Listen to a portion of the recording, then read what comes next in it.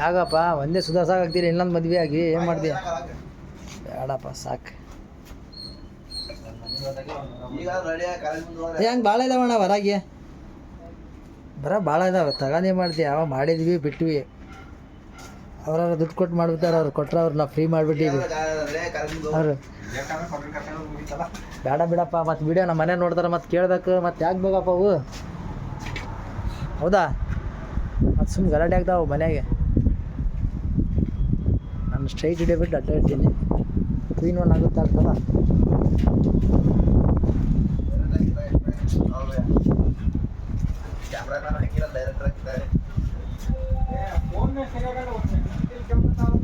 ಅಣ್ಣ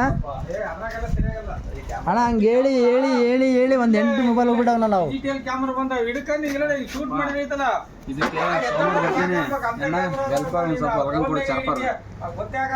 ಇದು ನೀನು ಇಡು, ಆಮೇಲೆ ನೋಡೋಣಂತೆ. ಸರ್ಪರ್ ಒಲ್ಲೆಲ್ಲಂತೆ. ನೀನು ಏನಾಯ್ತಲ್ಲ ಫಿಟ್ ಮಾಡಿಸ್ಕೊಂಡ್ ಬಾ. ನೀನು ಹಾಂ ಬಾ, ನೀನು ಬಾ.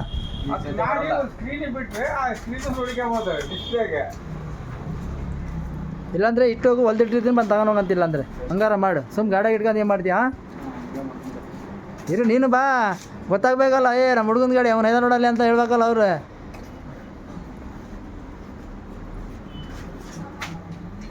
ಇನ್ಸ್ಟಾಗ್ರಾಮ್ಗೆ ಯಾಕೆ ಕೂಡ ಗೊತ್ತಾಗತ್ತೆ. ಮತ್ತೆ ಬರ್ತದಲ್ಲ, ಮತ್ತೆ ನೀನು ಹೇಳಿದ್ರೆ ಹಾಕ್ತೀನಿ ನಾನು.